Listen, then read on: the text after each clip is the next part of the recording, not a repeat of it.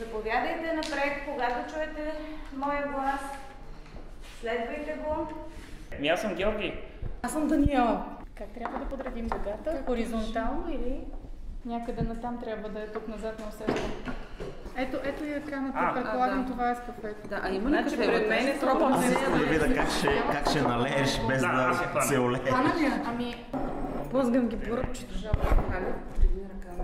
налей ми Чаша старо вино, стари мой приятелю.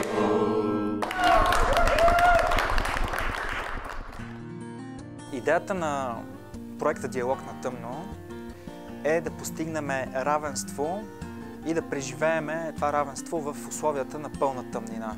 Имаме специално обучени фасилитатори, които са незрящи.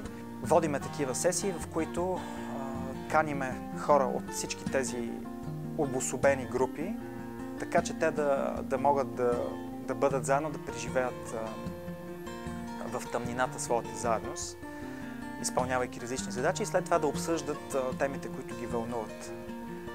Аз съм Лина. Искам да отбележа, че беше много по-лесно да се социализираш в една такава среда, защото един вид всички стереотипи падат. Можах да е по-страшно, примерно, но се чувствах сигурно. Ами беше странно, началото много доста бъркващо, обаче свикваш така, се чувстваш нормално. Особено като така опознаеш хората около тебе, вече станат познати гласовете. Проектът е насочен най-вече към зрящите, които се оказва, че също имат увреждания. Нека си го кажем. И тези увреждания са много често невидими за окото. Така че ние използваме тъмното и незрящите, за да можем да помогнем на зрящите да прогледнат. Предстои една сесия, около час до час и половина в абсолютна тъмнина. А след това моята колежка Милена, която е отясно, ще се опита да ви провокира, да споделите с всички нас какво е усещането от тъмнината и какво всъщност тя промени в вас.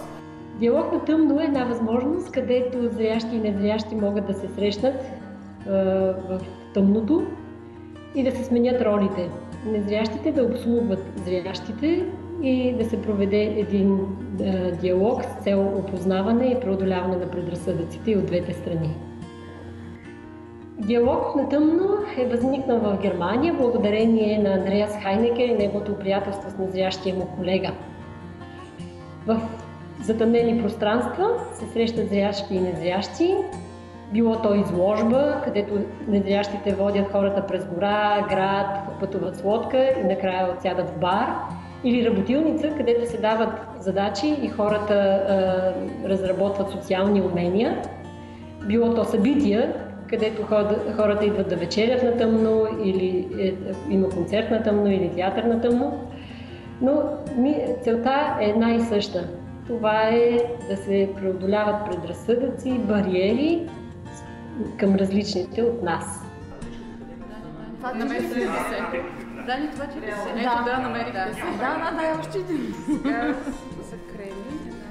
Всички, независимо какви бяха и колко различни от останалите бяха, се чувстваха на една нога и общуваха без никакви проблеми и предварителни предразсъдъци, които възникват най-често, когато се гледаме.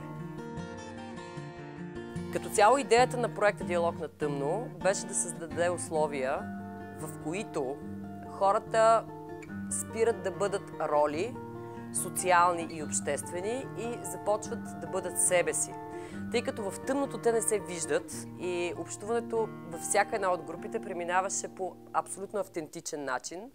Хората много бързо се сближаваха, много бързо успяваха да постигнат диалогичност и разбирателство. Дори самите повечето от участниците бяха много учудени и всеки след това споделяше как тяхната група била много сплотена.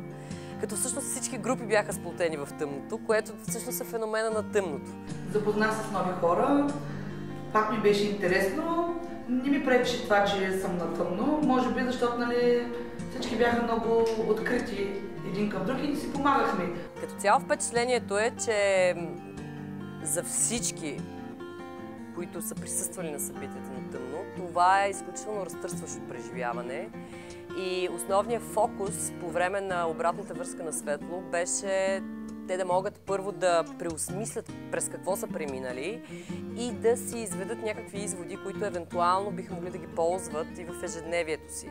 Докато в реалния живот може би до някъде има полза, всеки се прави на нещо и изгражда някакъв образ, тук наистина се доверяваш на човека до теб и си искрен и си така отворен и няма маски. Така че едно от това е, че падаха маските и смятаме като нещо, което можем да приложим е да бъдем и по-откровени в живота.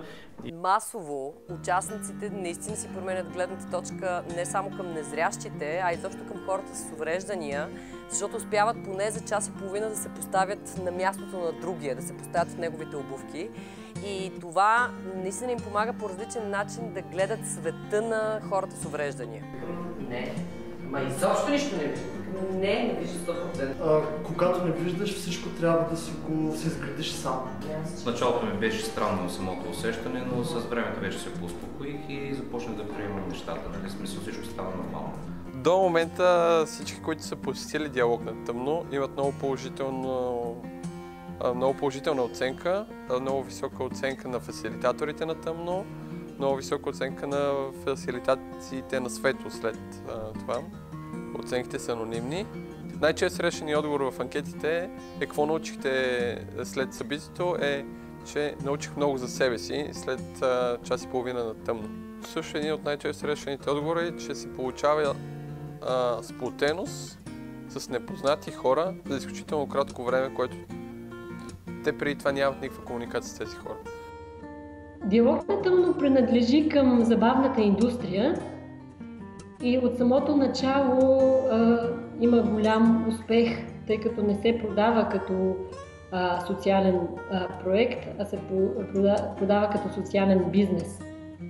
И в началото най-голямото предизвикателство е хората да разберат, че работим с социална франчайзинг система, което значи, че посетителите си плащат билета, което значи, че нашите партньори по цял свят си плащат франчайзната такса и се поддържат международни високи стандарти на преживяване. Смятам, че има изключително голям резултат по отношение на хората, участвали в събитията. Те бяха заложени като бройка 320 и по статистика са повече. И това, което успяхме да постигнем е, че имаше наистина голямо разнообразие на посетители в различните събития. И което беше изненадващо, с изключение на София, в другите 3 града, където се провеждаха събитията, имаше представители на най-различни държавни институции, като се започне през общинска и областна администрация в Варна, в Бургас, в Пловдив, премина се през представители на защитени жилища, рехабилитационни центрове за хора с най-различен тип увреждания, представители на институции от социално подпомагане, които също работят с такъв тип хора. Мисля, че дори това беше голям успех и много полезно за хората, ползващи се от този тип услуги изобщо. Едно от най-важните неща, които може би не сме написали, но и в двете групи сме го взели, това е тази чисто човешкото, човещината. Този проект е ценен на това хората, които имат нормално зрение, да влезнат в обувките на онези, които са без зрение, да започнат да се държат малко по-нормално с хората, които имат проблем с зрението по улиците и навсякъде. Някакво тъмно се възприемаме само като това, което носим отвътре, като се видиш на светло и малко се отдръпваш. И давам на Милена да ви обясни как ще бъде допускането в залата. Цяло вътре няма да сте сигурни дали очите са ви отворени или затворени. Влизането става един по един и в момента, в който видите тъмното, просто следвайте гласа на нашите фасилитатори вътре. Те ви очакват, така че заповядайте.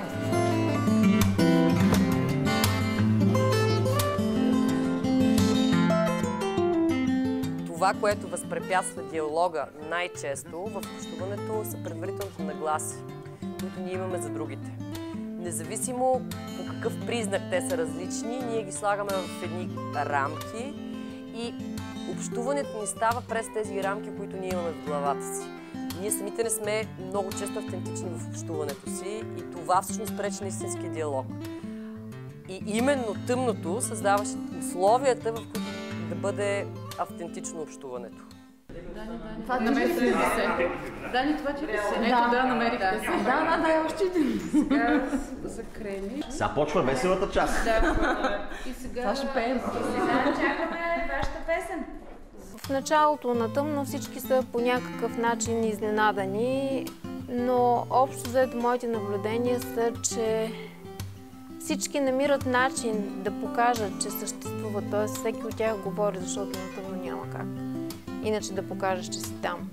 И желанието да помогнеш на другия, да го накараш да се почувства по-добре, се усеща от всички. Тук имам чай и захар. Може да не е 3 в 1, може да е 2 в 1, може да ви лъжа.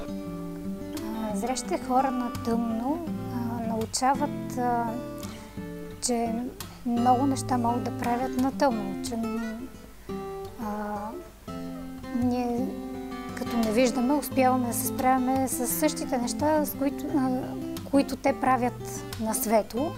Това, което този път ме изненада в тъмното е това, че някак си усетих, че тъмнината и това да не виждаш в някакъв момент те прави по-свободен. Другото, с което проектът е много ценен, е диалога. Самия начин, по който хората започват да общуват помежду си, е абсолютно различен на тъмно. Те започват да мислят какво говорят, дали другите ги чуват, дали се изслушват, което е много важно. Убеден съм, всеки има какво да даде на останалите като ъгъл и като гледна точка, включително и незрящите. Аз съм много щастлива, че проектът намери реализация и в България и много се надявам това да не е края. След като приключи проекта, се надявам да се намерят начини да продължат работилниците на тъмно, защото те са наистина полезни както за хората с нарушено зрение, които имат възможност да правят нещо друго, така и за цялото общество, което все пак има начин в една нова среда да разбере, че ежедневието, в което живеем, е много забързано, но в крайна сметка важни са нещата около нас, най-близките ни, хората и спокойното съществуване.